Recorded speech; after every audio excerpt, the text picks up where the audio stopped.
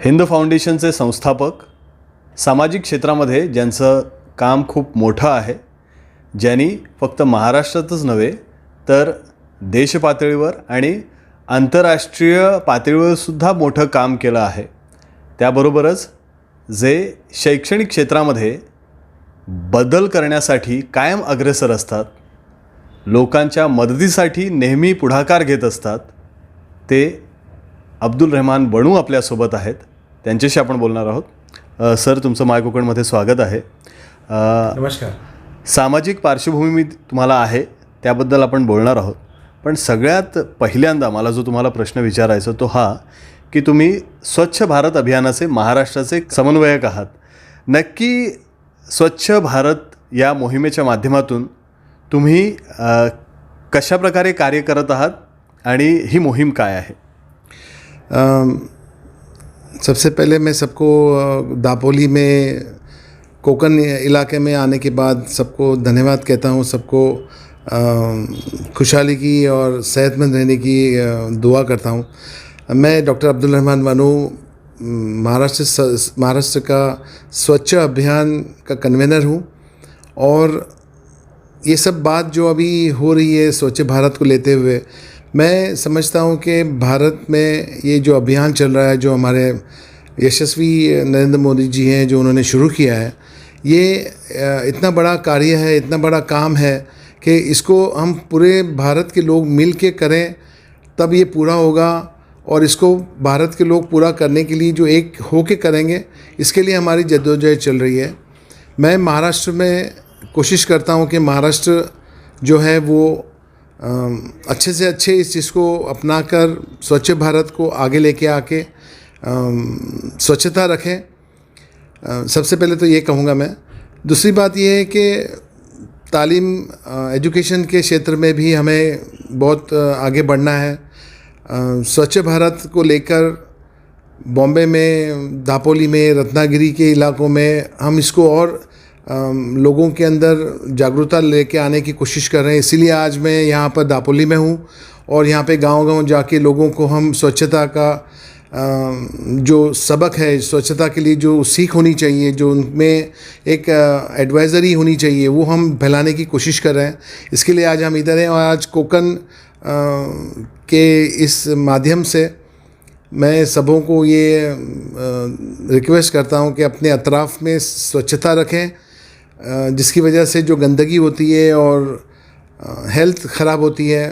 तो आज कोरोना का माहौल है, तो इसमें हम लोगों को ये रखना बहुत ज़रूरी है. तो मैं यहाँ पर आया हूँ और इन सब लोगों की मदद से हमारी टीम यहाँ पर है. और ये जो कोऑपरेशन मिला है हमको यहाँ पर कोकण में और दापोली में, बहुत अच्छा मिला है. हमें उम्मीद है कि स्वच्छ भारत का ये अभियान दापोली, कोकण के इलाके में बहुत जल्द अच्छे से फैलेगा. मी तुम्हाला एक गोष्ट सांगतो जी खूप महत्त्वाची आहे. पंतप्रधान नरेंद्र मोदींसोबत हे काम करतात. 6 जणांची टीम आहे आणि फक्त 5 जण मध्ये आहेत आणि हे थेट पंतप्रधानांसाठी कार्य करतात. म्हणजे यांच्या कार्याची व्याप्ती तुमच्या लक्षात येऊ शकेल. सामाजिक क्षेत्रामध्ये ते खूप मोठं काम करत आहेत. अनेक संस्थांना त्यांनी यापूर्वी मदत केलेली आहे. कोकण दौऱ्यावर सध्या ते आहेत.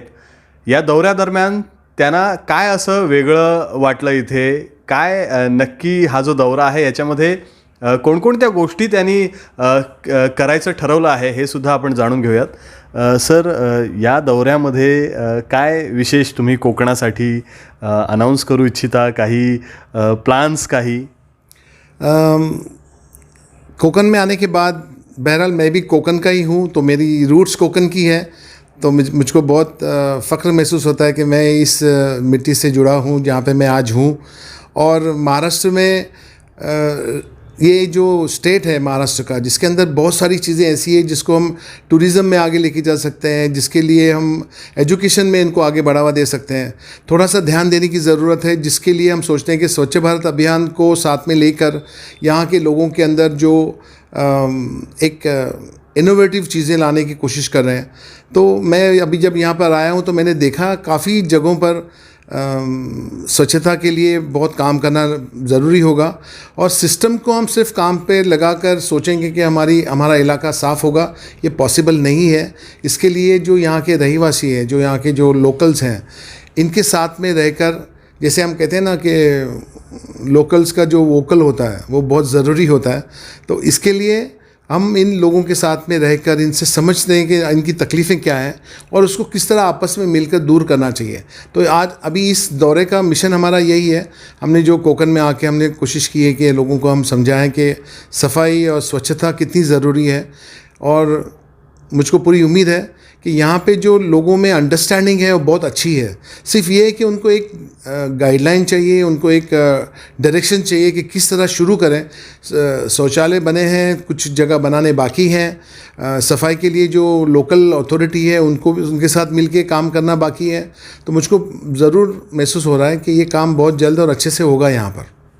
सर, तुम्ही म्हणालात की तुमचं जे मूळ आहे ते कोकणातच आहे. थोडं एलॉबरेट करा ना आम्हाला जरा आमच्या प्रेक्षकांसाठी.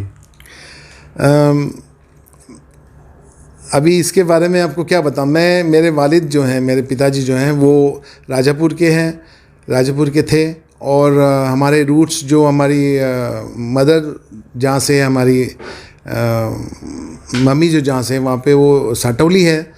और हमारे रूट्स दोनों तरफ हैं। अभी मैं फिलवक्त दापोली में हूँ। और कोकन के लिए अगर बात कहूँ तो मैं कोकन से बिलोंग करता हूँ। तो चाहे वो रत्नागिरी हो, लांजा हो, राजापुर हो, दापोली हो, हमारे लिए वो एक पूरा कोकन पट्टा है।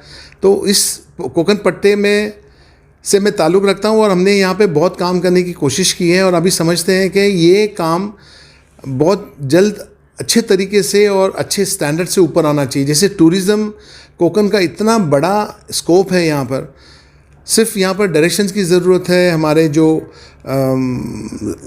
जीत कर आने वाले जो कैंडिडेट्स हैं, जिन्होंने जिताया है, तो मैं उनसे दरख्वास्त करूँगा कि यहाँ पे कुछ टेलीकम्युनिकेशंस के प्रॉब्लम चल रहे हैं जिसकी वजह से टूरिज़्म इफ़ेक्ट हो रहा है। और उसकी वजह से कुछ शायद इमरजेंसी चीज़ें होती है यहाँ पर, जैसे एम्बुलेंस हो गया, मेडिकल फैसिलिटी होगी, जो यहाँ पे नहीं मिल पाती है क्योंकि यहाँ पे टेलीकम्युनिकेशन काम नहीं करता। सिर्फ एक या दो टावर्स हैं, जियो जैसे हैं, वो काम करते हैं, बाकी एयरटेल और दूसरे वोडाफोन काम नहीं करते हैं। तो ये टेलीकम्युनिकेशन बहुत ज़रूरी है। डिजिटल, जैसे हमारे प्रधानमंत्री साहब ने कहा कि हर एक घर में वो इस डिजिटल को ले जाएंगे, तो हमें पूरी उम्मीद है कि इस पर फोकस किया जाएगा। जो सिस्टम है वो एक्टिव होके ये जो टेलीकम्युनिकेशन की जो प्रॉब्लम है उसको सॉल्व करें। इधर यहाँ पे टावर्स लगाएं, दूसरे एयरटेल के या वोडाफोन के, और जहाँ पे ये टेलीकम्युनिकेशन अच्छा होगा तो यहाँ पर कोकन के अंदर टूरिज़्म बहुत आगे बढ़ेगा। मुझको पूरी उम्मीद है, क्योंकि यहाँ पे जो बीचेस हैं कोकन पट्टे पर, वो शायद बहुत अच्छे रैंक पर इंडिया में आते हैं कि बहुत बड़े बीचेस हैं, बहुत अच्छे हैं।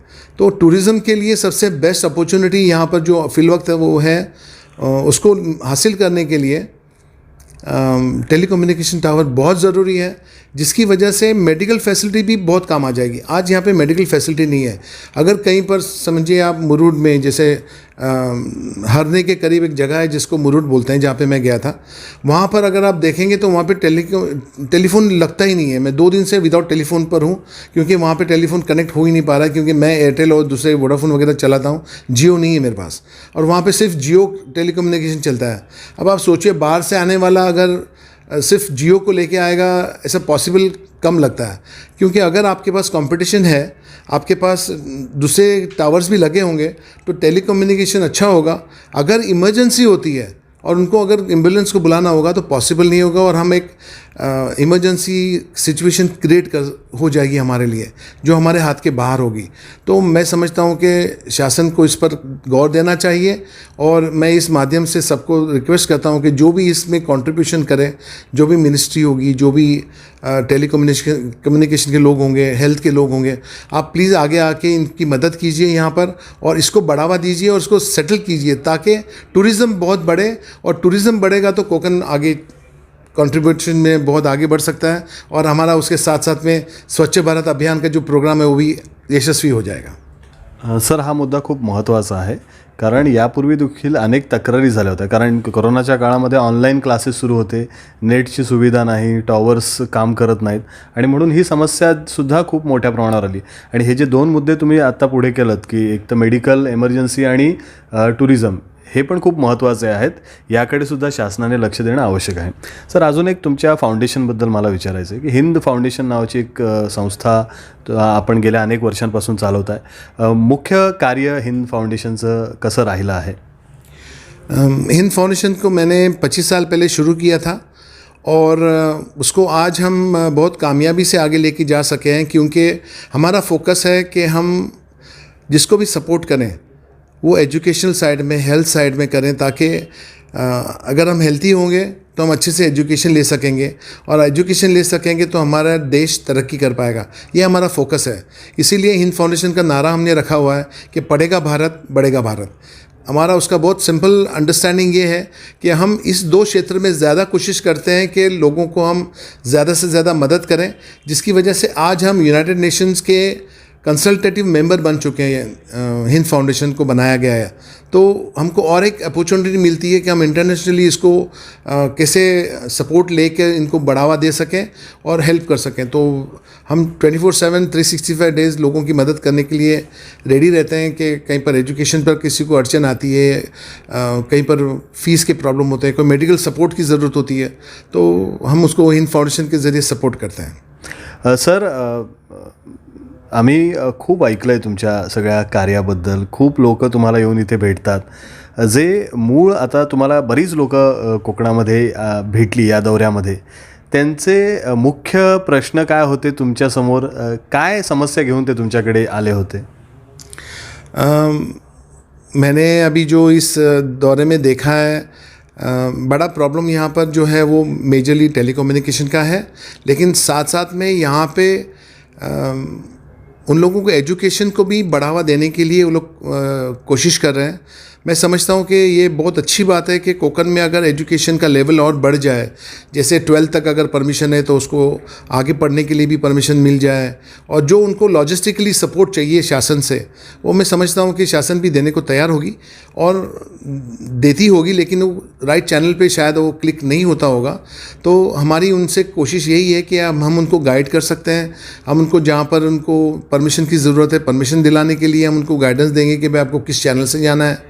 तो एजुकेशन ये बहुत बड़ा मुद्दा है कि लोग चाहते हैं कि उनके बच्चे यहीं पर रहें, यहीं पर एजुकेशन लें और इसको यहीं पर बढ़ावा दें. जैसे मैं आपको एक शख्स हैं दापोली में, मुनाफ वाडकर साहब हैं, जो मैंने उनको 10 साल पहले देखा है.